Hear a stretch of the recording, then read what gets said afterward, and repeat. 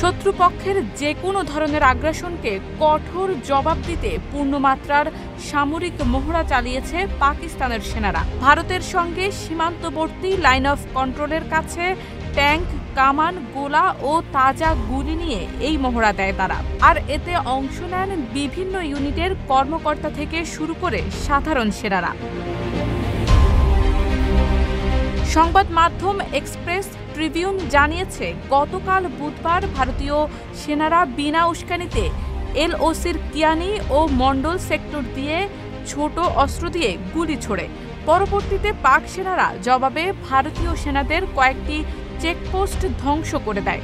আর এই গোলাগুলি ও চেকপোস্ট ধ্বংস করার পরই সীমান্তে সামরিক মহড়ার আয়োজন করা হয়।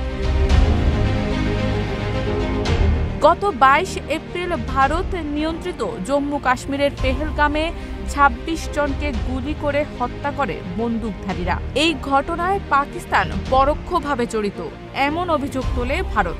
এরপর দুই দেশের মধ্যে উত্তেজনা তৈরি হয়। এই ঘটনার পর ভারত পাকিস্তানের সঙ্গে সিন্ধু নদ চুক্তি বাতিল এবং সীমান্ত বন্ধ সহ বিভিন্ন পদক্ষেপ গ্রহণ করে। এর জবাবেই পাকিস্তানও ভারতের সঙ্গে সীমান্ত বন্ধ এবং সিমলা চুক্তি স্থগিত করে দেয়। এসবের মধ্যেই গত বুধবার পাকিস্তানের তথ্যমন্ত্রী হঠাৎ করে জানান, বৃহস্পতিবারের মধ্যে ভারত তাদের উপর হামলা চালাতে পারে।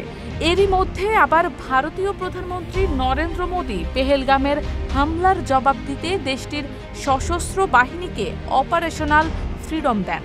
এতে পাকিস্তানে হামলার আশঙ্কা আরও বেড়ে যায়।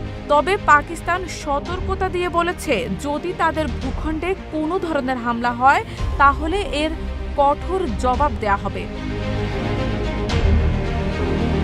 শারমিন নিশু, ঢাকা পোস্ট।